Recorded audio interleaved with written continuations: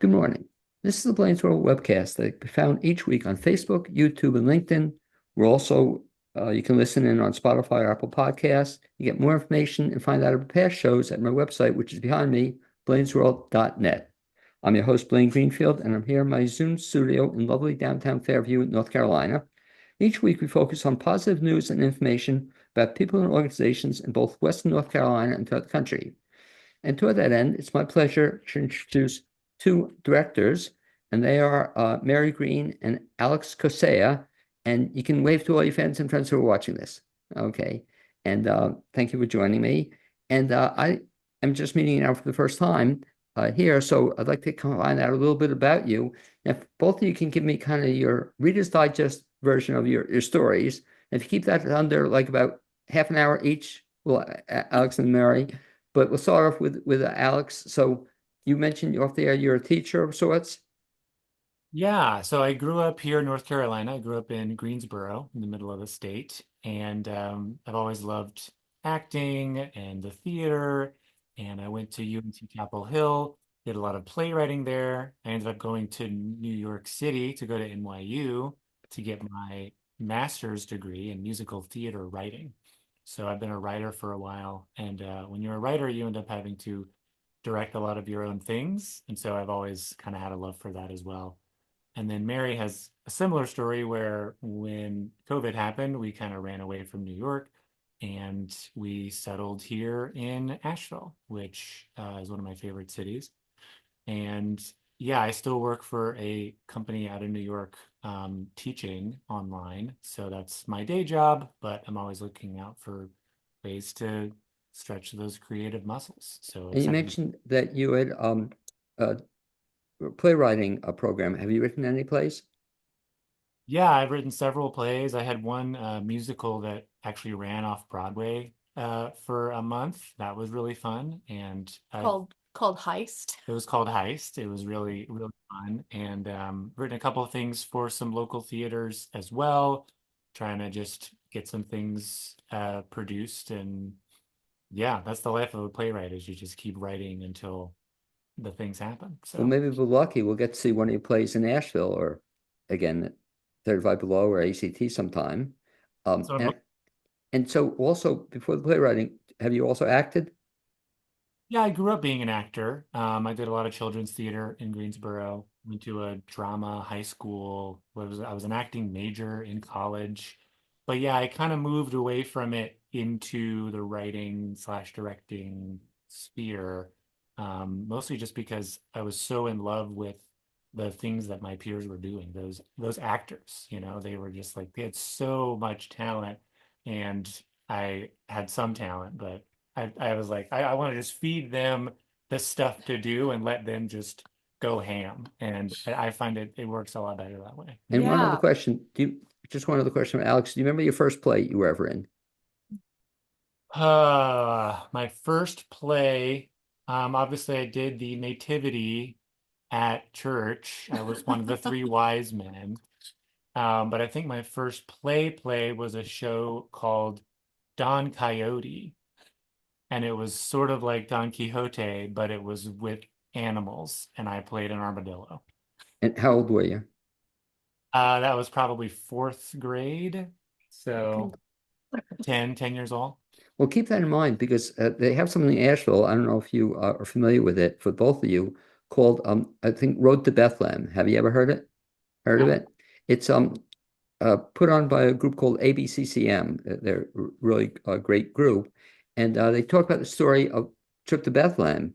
And what you said reminded me that last year, for example, I wanted to be baby Jesus, but they didn't let me. So instead, can you? I don't get it. So instead, I was a soldier. But for both of you, next year possibly you could be a jackass. But actually, you laugh, but they actually have real animals, and they have a baby Jesus. Kind of a cool thing. I'll have to tell you about that. You might want to check into this. And so the same thing too, Mary. So your background is similar. You were a theater kid as a child. Yeah, you've got us nailed, Blaine. We were both theater kids. Where, I'm trying where, really where'd you from where'd you grow up? Oh, I grew up around here. I actually have family all throughout like surrounding counties, but grew up in Marion, North Carolina. Sure. Grew up doing a lot of theater with Foothills Community Theater. They do shows out of Maca in Main Street, Marion. And in fact, one of our cast members for Proof, which I know we'll get to in a moment, is a friend of mine who I met in that time doing Foothills Community Theater. So it's been really cool to, have a base here in Appalachia and Western North Carolina, go off. I was also educated at Chapel Hill. That's where Alex and I met.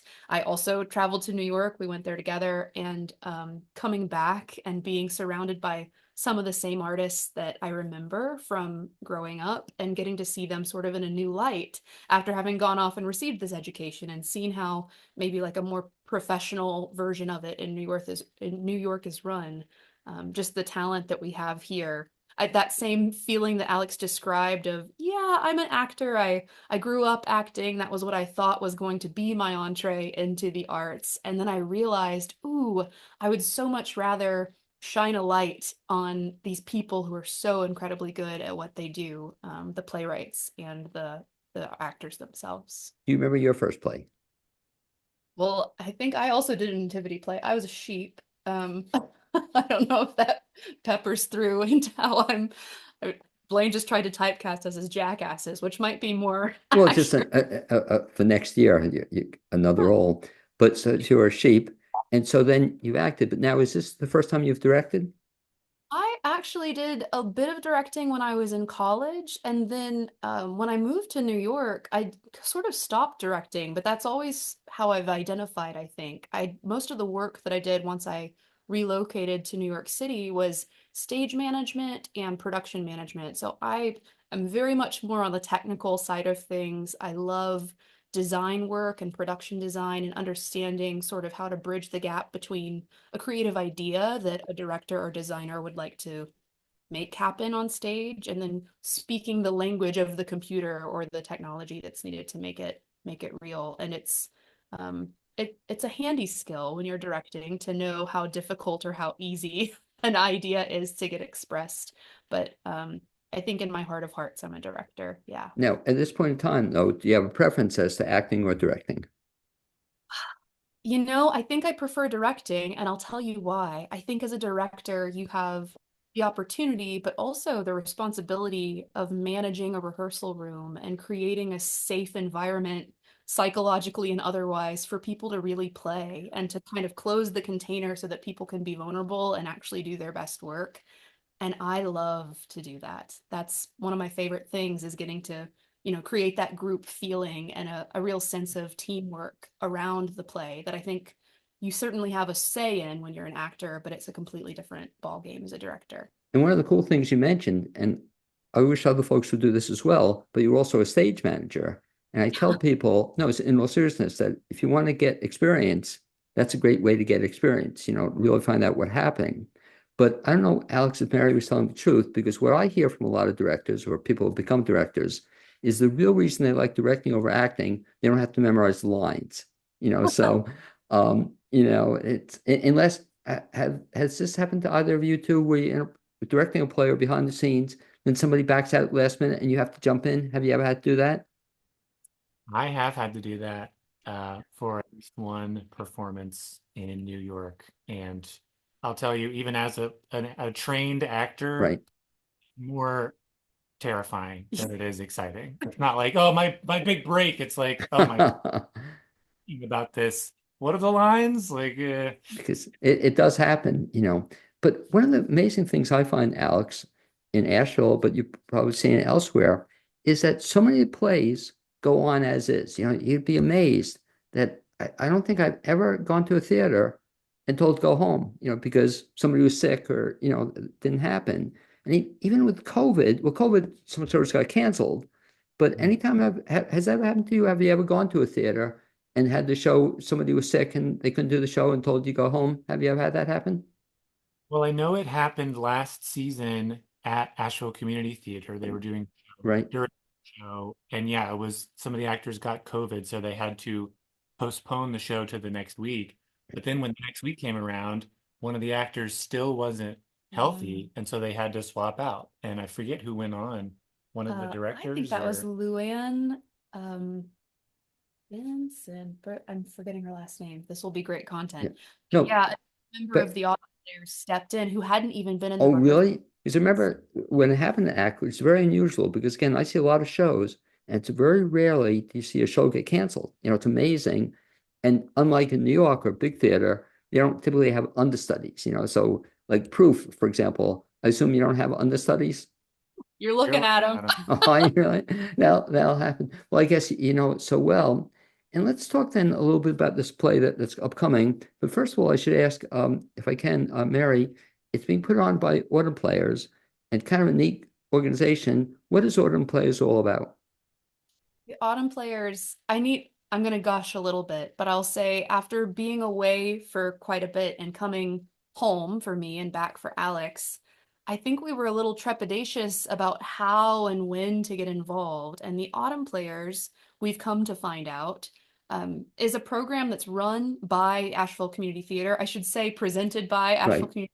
They share resources and support the development of work through the Autumn Players. And it's a group of people. I would say most of the people who are members are retired. The rehearsals and auditions and things happen during the daytime, during the week. So it does sort of limit the type of lifestyle you can live and participate in the show. But for people like Alex and I, who have a bit of flexibility and a devotion to the theater in the way that we do, it's been just such a wonderful playground and such a supportive network of people.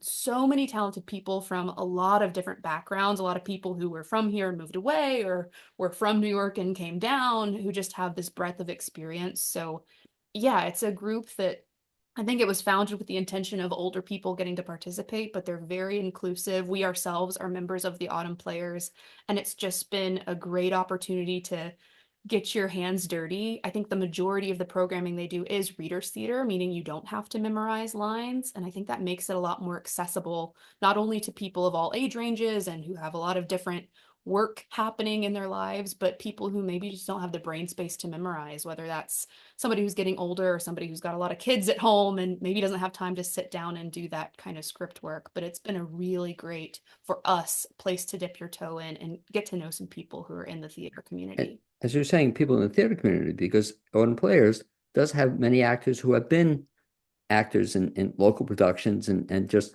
doing this kind of in between or something. But talk about that process that some people I think have a misconception, I guess, of readers theater. So maybe I'll throw that to Alex if you can. Kind of what exactly is readers theater? Reader's theater traditionally is a type of theater that involves no staging or very minimal staging, minimal blocking. It's just actors at a music stand with the script in front of them. So they're literally reading the play from the script as the show. So the experience of seeing readers theater often is somewhat like a radio play, Right. where you're not seeing the play, you're just kind of listening to it, but the actors can still bring that characterization in through their facial expressions and their movements. And what happens with a lot of readers theater, tap included, the Autumn Players, we call them tap, is that there is kind of a spectrum. Some directors at the Autumn Players want a very traditional readers theater: stand up, say your line, when you leave the scene, sit down. Actors want you to move around, right? Like when you go to this stand, you're in the kitchen, and when you go to this stand, you're in the bedroom. And so there's a little bit more staging that can happen. I think we're kind of in the middle there. So if you come to see our show, it'll be lightly staged, just a little bit of moving back and forth, but it really works out really well for our really short rehearsal window. We only have like 3 weeks of rehearsal, which is a very, very short turnaround for a play. As you mentioned, it does run the gamut because one of my friends, and you probably know her now, Ellen Pappas, when she directs a play, she has people get in costume, she really goes all out. And it really almost feels like a theater production, which is very exciting. But since you mentioned it, Alex, talk about, if you would, the process of how long it takes to put together a show then, so that if you were in a show downstairs or I guess upstairs at Asheville Community Theater, might be 6 weeks, 8 weeks, you put together a show in what time framework? Yeah, so we have how many rehearsals? 3 weeks, 6 rehearsals, Yeah, including tech. so Oh, upstairs On the main stage, they might have 6 weeks of rehearsals or 8 weeks, and it might be 4 rehearsals a week. Right. Yeah. We're doing 2 rehearsals a week for 3 weeks, 3.5 weeks, which is you can really only do a reader's theater show with that kind of time. Like if we were actually staging the whole thing out and we had costume changes and music and lighting and all that stuff, we would definitely need a lot more time. So it's actually very freeing to be in this style of theater because it allows us to do a lot more with the short amount of time that we have. And we can do more productions in our season because we don't need these months long rehearsal processes. It also, I think for people like us who are a little nerdy when it comes to theater, it allows you, or it almost forces you to get intimate with the text, with the playwright, in a way that maybe would take a longer time if you were doing a different style of production or a different rehearsal process. But I just think there's an intimacy almost in you have to go deep really quickly, and we really trust, the cast and crew supporting the production. But it's been a different style of collaboration, and it's exciting in its own way too. How long are your rehearsals? You mentioned you have a short rehearsal time framework. How long are they? 4 hours each. Including a Okay. lunch. Yeah. Very important. Yeah. And also a nap time. Do you work that into it as well? Depending on the day, sometimes, yeah. But yeah, not a lot of time. Okay, but it's kind of cool, like you said, that for a lot of people who don't want to do late night stuff or at night, it's an opportunity because even talk about the show itself. So it's only going to run, what, 3 performances? Is that it? And when are those performances? October 4th, 5th, and 6th. 3 shows. They're all matinees, so they're all at 2:30 in the afternoon. The first two are at Asheville Community Theater downtown in their 35 below space, which is like around the back. And then the third production, which is Sunday the 6th, will be actually at UNC Asheville at the Reuters Center. So we're kind of having to stage this thing for two different Yeah, it's venues, which is pretty cool. our mini touring show that we're And taking. exactly. And one of the things you said that I love about the productions is that I love, as you get older, it's, I guess, I love afternoon stuff. I love matinees, so it's not Friday, Saturday night. And they're, just a perfect timing to come out to see a show in the afternoon. And typically, I don't know how long this play is, but typically they're not like 3 act, 3 hour plays, which is great. How long is Proof, by the way? We're hoping to have it run about an hour 45. Okay. We won't do until we get a little deeper in and we get a little sunk into the rhythm of it, but definitely short enough that there will be plenty time for the cast party afterward on Okay. Sunday. Most important. And is there an intermission as well? We'll be taking an Okay. intermission. But it's funny, same thing too. I love afternoon performance. I love under 2 hours, which is great. And Us since we're too. talking about it, I vaguely recall Proof, but if you can kind of Mary, if you would, the Reader's Digest version of Proof, what is it all about? Yeah.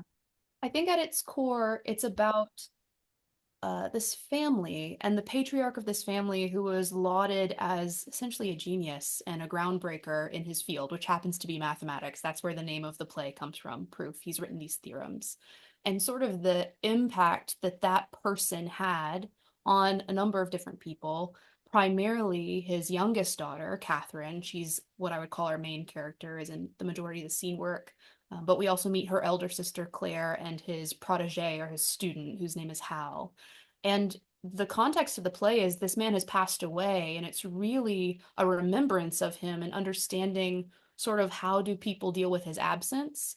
There's a lot of themes around legacy and how old is too old to have not yet achieved your full potential, which I think is something all of us can relate to. It's certainly a different style of play when you're doing it with people with more life experience and maturity. It's really allowing us to go deep there. And also around sort of what do you need to believe something's true? I think that's a little wordplay on the title. There's a lot of questioning of what is real and what is not, and what sources do we trust in. I see the math in this play sort of as a religion, and it's about a group of people who are willing to live on the very edge of what they understand, which I think can be a very scary place that not a lot of people feel comfortable occupying, but they really are pioneers, coming up with new things all the time. So Now, it's before you got chosen to direct the play, I guess Alex, had you known the play at all? Had you ever seen it before? Yeah, this is a play by David Auburn. He wrote it in 2001, and it won the Tony Award for Best Play. And it also won the Pulitzer Prize for Drama. So it was just this incredible, lauded piece. And then Mary and I started getting into, we went to UNC Chapel Hill to learn about drama.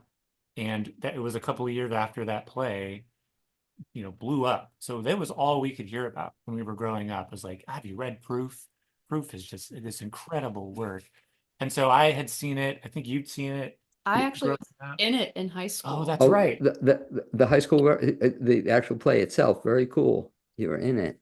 And Yeah. I studied it in classes. Like it was part of the curriculum essentially Yeah. to learn about drama. There's a movie, I think Right. it's we'll have Proof. to Gwyneth With Paltrow, and with Paltrow. Well, that's I was going to ask you that question. Have you ever seen the movie? yes, we haven't rewatched it recently. We probably ought to before we debut. I don't Well, think we would be influenced. well, Yeah. no, I asked that question for a reason because some people, if they're going to be in a show or direct a show or whatever, don't want to see it. So I give you credit in a way for not seeing it because I mean you were in it a long time ago, but now to have not seen it for a while, as opposed to if you saw the movie, I don't know. Let me ask you that from an acting standpoint. Do you recommend that actors should seek out a movie or a show before they're in it? I think that if you, I think that yes, I don't think there's a big downside to doing that. I think you do need to recognize how the movie differs Mm. because it turns out the movie of Proof differs a lot Oh, from isn't it? Yeah. the movie takes place at a lot of different locations. There's a lot of other characters that are added, whereas the play takes place in one location. Every single scene happens on the same porch, the back porch of this house. And it's cool how Auburn is able to like put everything on one set. And so when you watch the movie, you might get a different sense of what some of these characters are doing because, yeah, it is a piece that was directed by somebody for the medium of film. And that can change some things. But as long as you go in with that mindset, Yeah. I think there's no downside. It's a great sort of reflective dialogue tool where you can watch what somebody else does and have a judgment about it in the way that you can't do with your own performance. But it's almost instinctual. You'll watch what Gwyneth Paltrow does and you'll say, ah, I like that angle for Catherine, or maybe there's something to be inspired by, or I don't want to do that. I hated that turn that took.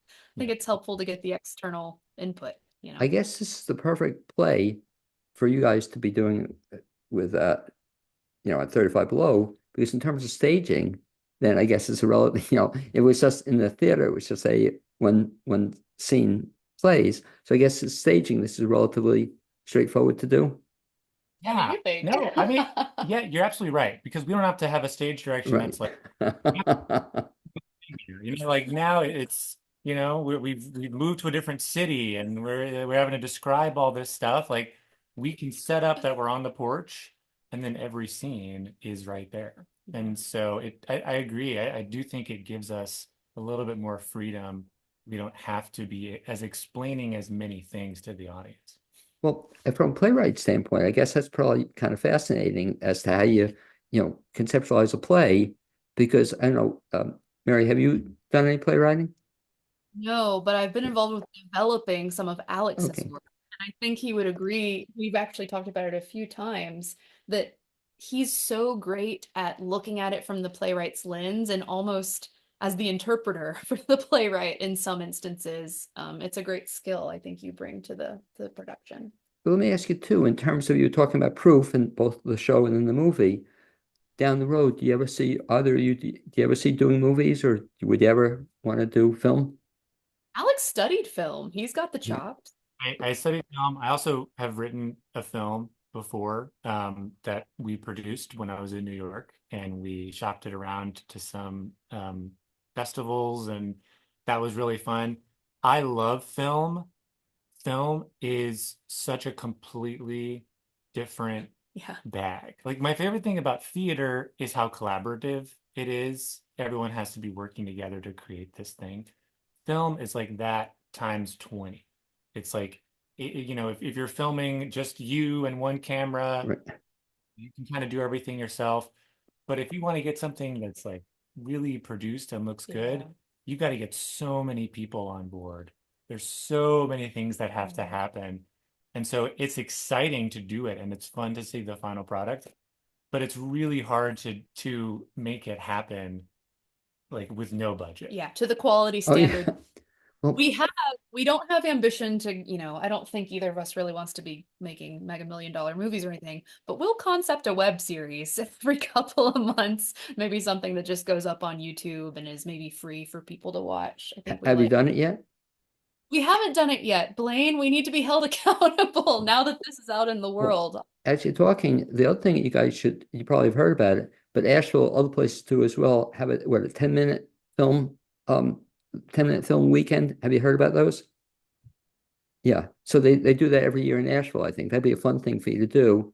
We have to put a film together in 10 minutes in a weekend, but it's a 10-minute film. You might want to check into this. So it'd be a fun thing for you to do, you know. Well, I've participated in that in Greensboro when Okay, I same was, thing. Yeah. yeah, Was that fun? it was so fun. So fun. Well, talk about fun. Let me ask you another question. I'll put you on the spot. So is this the first time, because you don't usually see that co-directors, right? Have you ever co-directed before? No, No. So neither. I have to hear about it. Is this a tough thing to do? It has its challenges. Yeah. I could see, Mary and I have uh, been together for 10 years. We've lived together for 6 of those years. Yeah. So we've kind of worked out a lot of the power dynamic. I think if you got two kind of randos together and said, it could very easily Yeah. explode. We have done a lot of talking about our kind of job specialization. Yeah. Who's better at what? Like Mary said, I'm more of like the script guy, the playwright. I'm like talking to David Auburn. David, what do you want? How do we get his work on the stage? Mary's way better at the like vision of the production and also like the character work, characterization. So she does a lot of that work with the actors, talking about what their motivations are, and meanwhile, I'm like looking at the script, like we dropped a line here. We gotta pick up the pace on these lines. So we each kind of have our own role, and I think that helps the Yeah. process. And I think for us in particular, maybe just for me, it's helpful to not have hierarchy, although that can be challenging. Nobody's got the final say. We Right. and find like quorum between the two of us. But I think it's so helpful to have someone to bounce those ideas off of. And frankly, living together, it's made it a very fluid process. Whereas if, let's say, one of us was the assistant director and the other was the director and we lived separately, it would feel so sort of stilted, but it's a very integrated into our lives and it's allowed it to be fun. It's allowed it to be really Well, sort of natural expression of what we love to do. and I think that's the key, as you said, if you can have fun with it also. But you said this actually first time though you've co-directed together? Okay, very We've cool. fun things. For instance, Alex has written like a song cycle that got produced elsewhere and I would direct it and those kinds of collaborations. But first time we've ever been exactly, Officially yeah. co-directed. Talk about Mary if you would too. You mentioned it's just a cast of four. Who is in the cast? Oh my gosh, I could gush for an hour. I'll try to keep this short. Okay, Um, we have a lot of return tappers or members of the Autumn Players, and one new to the company. In his debut, we've got Trevor Googe playing the role of Hal. He and I know each other from our Foothills Community Theater days, and he's, I think, quite well known in Asheville. He's right. productions over the years. And then our tappers, our returning Autumn Players joining us are Jim Wainmeyer. He's playing Oh, Robert. I know Jim very well. Yeah, great. I hope that I said his name right. I I think hope so. Close enough. Yeah. I think he'll forgive me. Terry Durachi is going to be our Claire, and we have Julianne or Julie Arnall playing Catherine. Okay, I'm very excited because I know the three of them, and they're all excellent. I don't know the first guy really well, but that's quite a cast to put together. And many of them have had lots of acting experience, so that's quite a cast to put together. Was that tough now. So were you involved in the casting of this as well? So talk about that process, that how many people came out for the play? Do you remember? You know, Ballpark. I think we didn't have as large of a turnout as we would have expected, given how well known the play is. But we were debriefing with some other members of the Autumn Players, wondering what that was about. And they said, I think when it's such a small cast, people don't have confidence that they will be the one to get picked out. So that was sort of a surprise for us. And I think when we saw, oh, we've only got 12 names on the list, where we were really concerned, frankly, about would we get the right cast. But come lunchtime, we knew. We knew that it was going to be okay. And I really could not have dreamed up a better combination of people to play these roles. And as you say, very experienced actors who I think are allowing us to really get to the heart of things quite quickly. We just had our first rehearsal today, and it already feels like we've been working together for a while. So I'm really appreciating the energy and the experience that they're all bringing. And I would imagine that's probably one of the toughest things that both of you have to do as directors, even for 12, to get it down to four, and you've been actors, you've been through the process too. Um, so many people, it's sad, but they get so upset when they don't get a role. And just talk about that a little bit in terms of you got 12, four got chosen. How do you, like the eight who didn't get chosen, sometimes they get upset, rightly so. I've always wondered, like, do you tell them why they didn't get the part, or can they ask why they didn't get the part? Does that ever come up? I want to just say there was more than one person who was not cast in this show who walked out of the audition room and we all just looked at each other and said, I want to write a play for No, this, because the energy and I feel it coming off of them in waves. I just, for whatever reason, they don't fit with the other sure. piece of in play, or we need this specific skill set. And I didn't see that exhibited, but the talent that came out was absolutely tremendous. Yes, and to answer your question, every director does it differently. Right, Some are very personal and they want to give you a phone call, but sometimes you had 100 people come out right, to yeah, call everybody. Yeah. The good news for us is that we knew basically everyone who showed up. Like most of right. them members of the Autumn Players, so we knew them by name, and we'll see them again, and we can have those Yeah. conversations with them. And we've both been in that scenario where you're not cast and you always want to know why. And for us, it wasn't really like, oh, this actor is wrong for this part. It was, if we have this actress for this part, does this actor match that balance? Yeah. Right? So it's not like who is the perfect Catherine. It's like if we have this person as Catherine, who could be the Claire that kind of balances that? And so it's not even about a person's rightness for the show. Our job is kind of like picking which version of the show we Mm, most want to tell, right? yeah. We could have probably made 7 or 8 different Oh casts. my gosh. And we did. We played and we Right. could have imagined so many people in those roles. Like I said, just really, really brilliant people. And it hurt us. Some of the calls that were made about who not to include, not only because there's so many talented people, but because you just like people, you know that they would light up a rehearsal room. So I wouldn't trade the cast that we have for the world, but it was a very difficult decision. And I hear that's one of the toughest things that directors have to do, to make that decision. And I'll ask you one other question back to what you just said. So the one woman you said was so caught your attention, you'd like to direct her in something else. Did you tell her that? We actually asked Susan to make that phone call because Susan, I should mention, our fantastic production assistant and longtime Autumn player, as well as many other roles throughout Asheville Community Theater. Susan Maley um, had more of a personal connection with Okay, that. We didn't know them personally.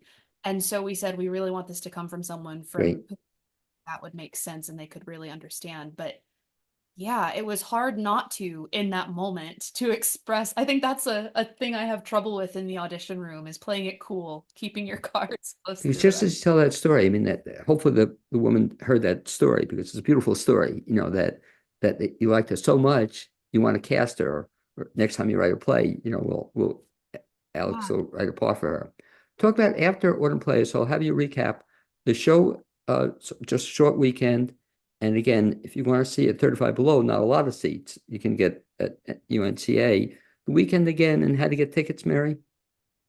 Oh, you can go on to the Asheville Community Theater website, ashevilletheater.org. That's theater with an R-E at the Okay, end. And all 3 nights or evenings, afternoons, I should say, are for sale.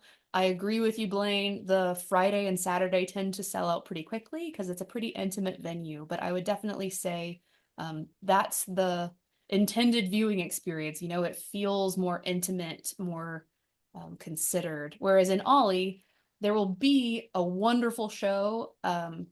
There's no lighting rig, for instance, right. at UNCA venue, but there's something really cool, almost Shakespearean about that as well. I would say if you're hard of hearing, though, definitely try to get in one of the smaller venues. Okay, and so that's coming up. So after the show runs, I don't know if you guys have it planned out, but anything past this that you're going to be doing from a theatrical standpoint? You have anything lined up? I don't know if we've got the energy to think that far. We're hoping this goes all right. Yeah, we one thing is there was a piece that I had written a couple of years ago for theater for young audiences that played at some schools around the Southeast.